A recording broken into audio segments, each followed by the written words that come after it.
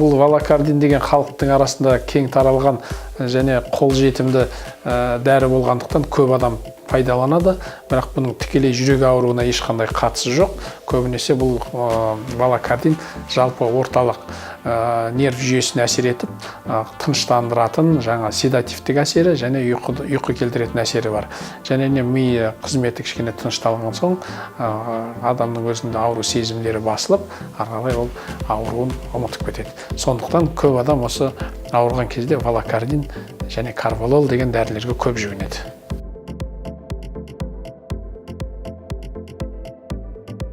Терапевт гастроэнтерологтардың арасында жиі кездесетін, осы кардиологтармен байланыстыратын осындай аурулар. Асқазан ауырғандай болады, асқазан күйіп тұрғандай болады, және де бұндай науқастардың ас қорыту жүйелерін тексере келгенде ешқандай аурудың жоқ екені анықталады.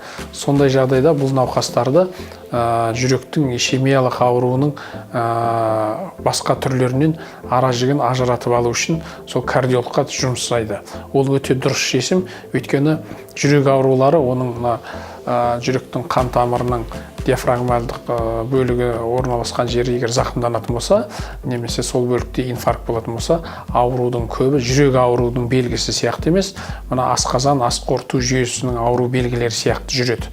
Сондықтан бұндай жағдайда гастроэнтеролог және немесе терапевт кардиологпен бірлесе отырып жұмыс істеп, бұл екі аурудың жаңа дифференциация анықтап алу керек. Не жүрек ауру екен, немесе асқазан ауру екен.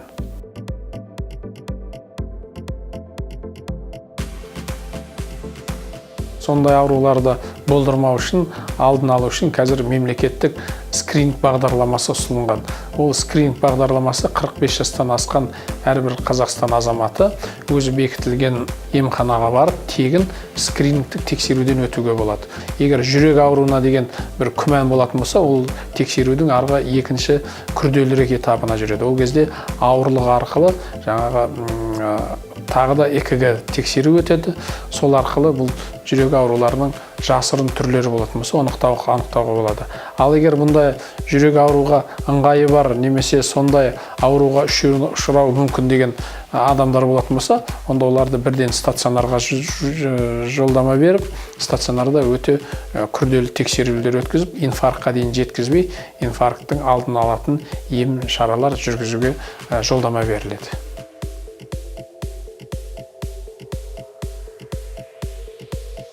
Бұл адамдар арасында жиі кездесетін белгі, бүйрек ауруларында көбінесе бет, көзінің алды ісіп кетеді. Ал жүрек ауруларында аяқта іседі және ол бүйрек ауруларына да қатысты болады. Бірақ бұларды бір ісігіне қарап, мұны жүрек ауруы немесе бүйрек ауруы деп болжам жасау өте қиын. Сондықтан егер де ондай аяқ қолдарының белгілері болса, көз алды ісіп жүретін болса, бұндай науқастарды дәрігерге жіберіп, алдын ала тексертіп алған жөн. Бұл жүрекке байланысты ма, немесе бүйрекке байланысты ма ісік екен.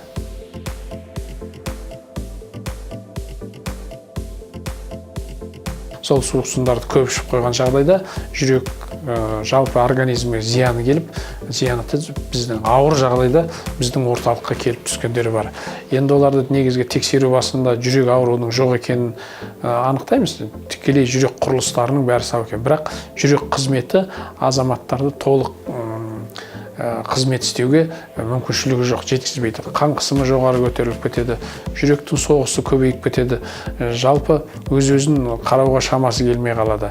Ал әйелдердің ішінде әйел адамдар қазір барлығы сымбатты болуға тырысады, сұлу болуға тырысады, сөйтіп адамды арықтататын беймәлім түсініксіз дәрілерді ішіп, соның нәтижесінде ауыр жағдайда біздің орталықтың реанимация бөліміне түсіп жатқан кездері болады. Сондықтан бұндай өздеріңізге түсініксіз және зиянды әсері бар сусындармен немесе дәрілермен көп шұғылданбағандарыңыз, көп пайдаланбағандарыңызды сұраймыз.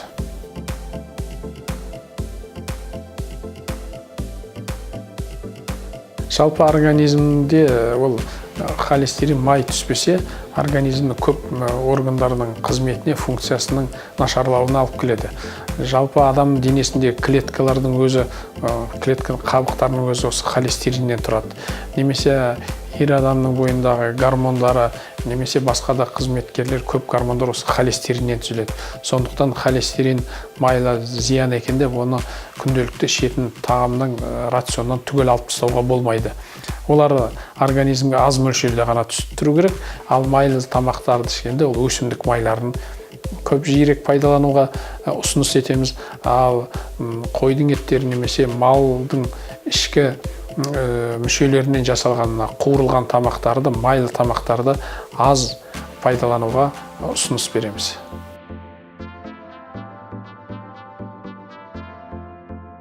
Темекі шегудің темекі түтінінен болатын никотиннің зиянын бәрі біледі.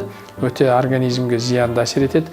Қазіргі кезде ғылымда дәлелденген, бұл тек темекінің никотин түтіні ғана емес, темекіден қалатын қалдықтары жерге тасталынатын. Соның өзінен өте көп зиян шегетінін көрді. Яғни бұл темекі деген әр адамның өзінің денсаулығына, өз қара басына ғана емес, өзі қоршаған ортаға да көп зиян тигізетіні дәлелденген. Сондықтан қай азамат болса да темекі шекпеген абзал.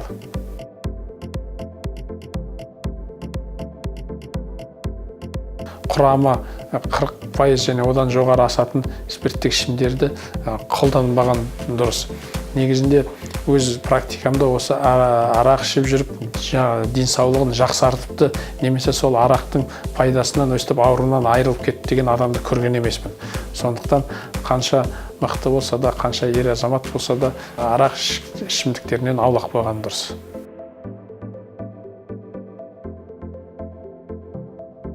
Кеуде тұсының ауруы, немесе кеуденің артының күйіп ауруы, қолының үйіп сол қолына берілуі, сол жақ жауырынға берілуі, осындай белгілерді көрген адам бірден өзі жақын тұрған орталықтарға немесе медпункттерге барып қаралып, ең жақсы қарапайым әдіс ол электрокардиография жасау.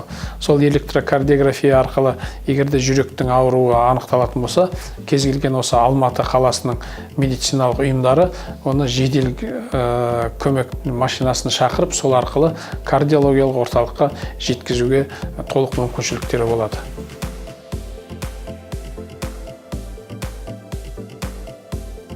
Жас кезіңізде немесе осы спортпен әбден дағдыланған болсаңыз, онда үлкен спорт түрлерімен айналысуға болады. Ал жалпы халық үшін ондай спорт түрі емес, жаңа белсенді өмір сүру, физкультурамен айналысу және спорттың жеңіл түрлерімен айналысқан дұрыс деп есептеймін. Себебі әлі ондай үлкен ауырлыққа, үлкен ауыртпашылыққа әдеттенбеген организм, оның ішінде жүрек, ол бірден үлкен активті ауырлықты көтере алмайды. Сондықтан бірден жаңағы кәсіби спортпен айналысуды айналыспай қойған дұрыс.